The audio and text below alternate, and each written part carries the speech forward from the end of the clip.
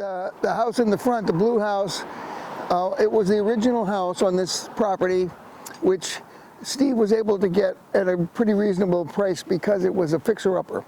But he had something else in mind after he fixed it up and rented it, and that was to build the house we're going to be talking about now, which is the Strawbale house. And we'll go down to the house, and I'll show you the electric pickup truck, which Steve made from a junkyard.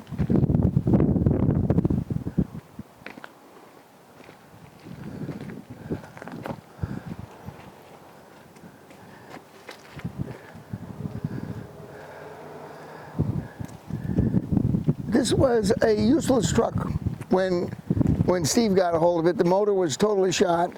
So he took the motor and the transmission out.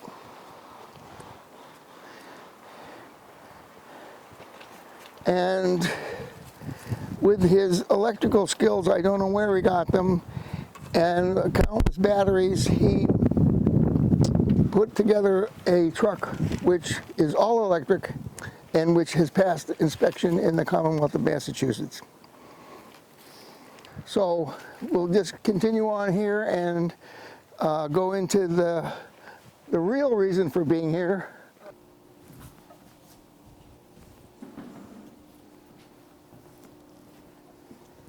Hey, Peter. How's it going? Hey, Peter.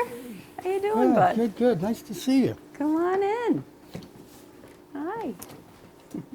Hey, so listen, I have some beans cooking in the solar oven over there. So I'm going to go take them out because they've been cooking for a couple of hours. And we're ready to go. Let's see. Shift it out a little bit. Oh, yeah. Oh, yeah, I think they're done. Oh, yeah. Okay, see, they're bubbling away. They've been cooking in there since about 10 o'clock. And it's now about 2-ish. So, they're done. They're hot. This beautiful pillow was made by the UUSMV Soical Society and Caring Committee, and I use it all the time. That's why it's here with me in the Zoom even. I bring it even in the car. Thank you guys. Love it. Okay, we're looking at this slide here. This is the house that was partially finished, and this is the south-facing side. And the reason that we chose this site is so that we could get 3 forms of solar energy.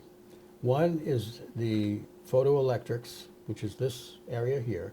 This is the solar hot water on the roof. That Chris Freed made the panels for. And Chris Freed actually donated those panels to me. And he's been a great member of the UU in the past. Unfortunately, he's deceased. And then the main part that we get solar energy is through passive solar. As you can see, there's a ton of windows in the south-facing wall. And overhangs. And then we have the overhang here, which in the summertime actually shades the whole front of the house so we can keep our cooling costs down. And then here is just the site just before we started breaking ground. Now here is Emily over here. She's cutting up shingles, ready to do the part that you just saw. But you can see right through the house. So the only walls that are solid right now is the front wall. And the sides and the back, you can see right through them. They're just a light frame, just holding up the roof. And here we are, just finishing it up. I'm doing some detailing on the scallop shingles and with this great crew of people. And here's a shot of the cover of the book that I used as my guide, Serious Strawbale. And the fella, Paul Lisinski, he actually helped out. He brought his men over to do a workshop. And I went over to his house in Ashfield, Western Mass. And he critiqued my plan, and he okayed it. And then we moved on and planned on him having to come down with his crew to apply the stucco, which you'll see in another slide. Okay. And here's us happy people bringing in the bales. With lots of friends. Lots of friends were involved. Looks like you're having a party. Oh yeah, we're having a party, a bale party. One little guy here, one of our friends' 3-year-old son, And here's me sculpting a straw bale, which all of the windows are detailed such that the width of the windows are splayed out, so you get a little more light. And then here, down here is one of our friends pushing in the bales against the two adjoining studs so that they fit in, more or less like blocks. And here we have, this is the author of the book that I was using, Paul. He was a really cool guy. He was there jamming in the straw bales at the last minute. He didn't install the straw bales, but he came and just last minute just helped us with the little details before his next move. Okay, here's a picture of us pinning one bale to the other, just so that you can see how they're connected. And this next slide is a picture of the more or less finished wall with the bales right up against the edge of the house and ready to be to have the stucco applied. And here is Emily, cute Emily, and Paul, the author, who brought his equipment and his crew to do the work. With So us. what we have on the walls as part of the stucco is a few ingredients. It's sand from Goodale's here on the island, clay from his area out in Western Mass, limestone, crushed limestone, and chopped straw, and water. And it's all mixed together and put into a slurry and then force-fed onto the edges of the straw bales. So it's sort of like the way that maybe a pool is shot with gunite. And the force of it kind of helps it integrate into the bales, and then you trowel it smooth after. Okay, now here's the shot below that this brown coat is the first coat. It takes about 30 days to cure. And the windows are not in at that point. And then once that cures, we put the windows in, and then here he is putting the final coat on, which is light colored. And that that has fewer ingredients. It's just limestone and sand. Now here's one of our friends finished troweling the stucco after it's been applied. And there's there's Emily and I just doing a little bit of artwork, which you'll probably see in the tour. And there's me lifting a ladder that we made so that we could lift it out of the way to get more room, because the house is really pretty small. Right in the finished house.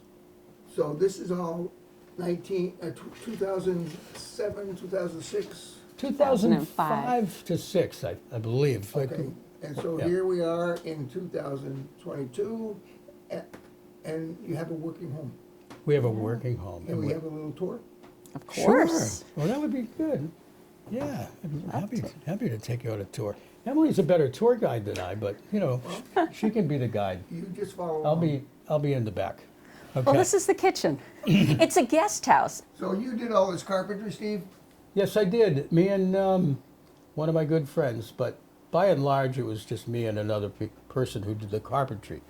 The other stuff, you know, was more or less like a barn raising. So would this be a good time to bring up that when we say that Steve did this all with his own hands, he actually has hands that are different from most people. Yeah, I guess I do, and but you know what you Michelle? mostly things are done with the head. Yeah. The hands are just an extra instrument. So Stevie is part of a big family from Boston, and he's one of 10 kids, and he's the only one born with no thumbs, and he can't turn his hands up like this either. So he had to figure out how he was going to do what he wanted to do, like play with everybody else. So he got very creative, and he invented things to make things that he could, you know, manipulate when he wanted to ride a motorcycle. When he was older, he figured out some adaptive things. And so he's always thinking creatively about different ways to do things and different solutions. And so he's just always got some good ideas and thinking outside the box. So I think that that talent, you know, that he cultivated his whole life really helped him to come up with something different. this, yeah. Yeah. And by the way, I did grow up with nine siblings, 7 of whom are girls. So we had 7 girls, 3 boys, and 1 bathroom. And that's why he has so much patience. And we have our nice little mosaic there. We planted the plumbing sink and everything in the middle rather than at a window. But we made our own little window. The reason so that to it's say. not at a window is because the exterior walls are Strawbale. And Stevie, although you can put plumbing in Strawbale, he didn't want to take any chances of the bales getting wet. So he put it on an interior wall. We got the sink out, someone was getting rid of it in West Chop, and got this beautiful This was made in the stove. same year that I was born, 1953. got this from a garage sale. So we tried to incorporate as much as we could of things that we used that were already going instead of getting But new all things. the doors and drawer slides and all that are handmade and all that. Okay, this is an insulated box, and what it has is a 4-inch dryer tube running back and forth, in and out, like a snake. So what it does is, in the wintertime or any time, it collects the heat. And then, as you come in the house, you'll see, right in here, we have an outlet, which is run by the fan. The fan pushes the heat from the room in through the tubes and then back out here. And this is a thermometer that tells you the temperature. Right now, it's coming out at 135 degrees and it's blasting. So that we're getting all of this heat for very little electric use. And the then thing- at night, we just shut these hatches. It turns itself off when the sun isn't shining on it. Yeah, And it's we just automatic. close it It's got a down. thermostat embedded inside there, and it's attached to that fan. So once it kicks on, once the temperature out in the box gets up to 100, that fan kicks on. And then when it goes back down to 90, it just shuts off. It's automatic. Most of the time, it produces about 200 to 300 watts of heat, but yet it uses about 10 watts of power. So that's about a light bulb's worth, an LED, in fact. So it uses very little power for what you actually get, because the theory is that for every square yard of sunlight, it beams about 1,000 watts of power. But there's some heat loss involved here. So I'm figuring it's probably 20 or 30% efficient. So we're getting about 200 or 300 watts of power. But the thing that I think is really cool about this, we have another one on the front house that is on the roof. But so we're all south facing, we get the passive solar through the windows, and we have this on the south wall. But if you don't have south facing and you can't get passive solar or do solar electric or solar hot water, but you have one sunny window, you could still get free heat, which is pretty awesome. So Steve, this window is very interesting because of the shape of the surroundings of the window, the thickness of the windowsill, and I'm wondering how that relates to the straw bales and to the whole high R factor of this house. Okay. Well, first of all, if you look over here, you'll see that the windows themselves are really deep. So that reflects the thickness of the bales themselves, as you can imagine. So we ultimately have about 20 inches worth of depth. And so what happens is it gives us, when the stucco is put on and everything is sealed, we have an R value of about 60, which is about 3 times what a 2x6 wall would normally be. And we don't get any wind infiltration because it's kind of monolithic. Whereas if you're doing a regular insulation system, you're getting little drafts here and there, unless it's done perfectly.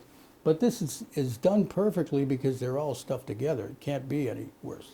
Anyway, but the other thing is, if you step back and you look at the window itself, it's splayed out in all directions, and for 2 reasons. One is that it allows more light to come in, but it also is pleasing to the eye. And the deep windowsills give the house, which is small, a much better sense of depth and volume, because we're not, we've got an extra foot all around. And Stevie loves curves, like even in the woodwork, even on the counters, everything gets curved because that's his aesthetic. But it also is beautiful because in nature, there's hardly ever a straight line. And so he really brings that element into the house by having it feel very natural and very smooth with the curves all over. And the other thing about curves is that you don't get, well, when you have sharp corners all around, you get sort of like an echo effect. So as you can probably hear, the sound quality in this house is really good. The acoustics work really well. So if you're, you know, in the other room, you're not hearing somebody echoing, you know, like if there's a sound over there, you're not really hearing it. It's muffled. It's nice. And everywhere, again, it picks up that curve value. So it has a nice flow. It's very cozy. And the kids play like a little jungle gym up here, so, well, mostly Bowen. Yeah, we have a little athletic little boy. You're a carpenter, an electrician, a builder, but you also write poetry? Well, I wouldn't call myself a poet, but I was inspired at the time when we were building and afterwards. I just had thoughts that were running through my mind, and this whole thing has been an emotional journey. And so I could share a little bit with you my thoughts at the time, and maybe a little bit of extra as time went on, you know, that I Could you put read the into it. poem? Sure. Okay. Well, as a younger guy, I had a dream to build a house without glitz and gleam, to live in a home, but not a box, a home off the grid that really rocks. So I set on a trail of discovery and saw possibilities new to me, to use Earth's elements and the rhythms that be in a sustainable way for me to see. I wanted to live in a different way, not chasing the buck, but enjoying each day. I'd like the house to be attainable, but I'd also like it to be sustainable. A Strawbale house, what would they say? House that's made of straw and clay? What about the big bad wolf, they'd say? Wouldn't the house just blow away? So using the logical site of the house, I oriented the plan to be due south. With windows galore, it would catch the sun's rays and warm up the house on cold winter days. The idea to me was much like a rebirth, not adding fuel to an already burning earth. I would bring elements close to the source and make the house user-friendly, of course. So hauling the bales in for the walls with help from our friends, 'twas a barn raiser's ball. Watching the house rising up like a tree was clearly a spectacle for all of us to see. With family and friends to help the build, so inside these walls, their love it does fill. There's a piece of them all within these walls. We catch glimpses of them as we walk through the halls. A Strawbale house is like no other. It's like being wrapped up from arms from Earth Mother. Warm and cozy to become it would be the warmest house in the whole damn hood. We long to spend time and share the wealth with laughter, light, and fun and good health. Bring the outside in and dance to a beat that we generate with our dancing feet.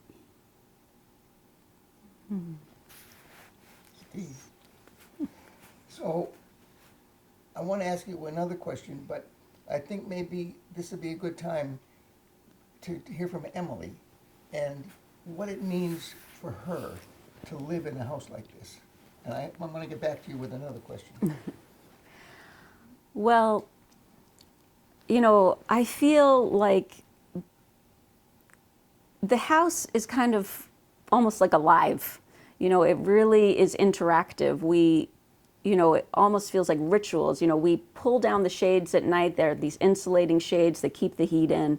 And then in the morning, we open them up and the sun comes in and we open up the little doors on the heating box. And, you know, there's all these little rituals, and we are very conscious of if it's going to be sunny or you know, if it's not, and how we're going to do things a little differently. So if it's going to be nice and sunny, you know, sometimes we say, well, I don't need to take a shower till tonight. I'll wait till the hot water's nice and hot. You know, so we can really, you know, engage with what's going on, and it's seasonal as well as daily, because the sun comes in really beautifully in the winter because the sun is lower in the sky, so it comes all the way through to the far back wall, fills the whole house, and it's, you know, it could be 14 degrees out on the vineyard, but if it's sunny, it'll be like 72 in here with no heat on.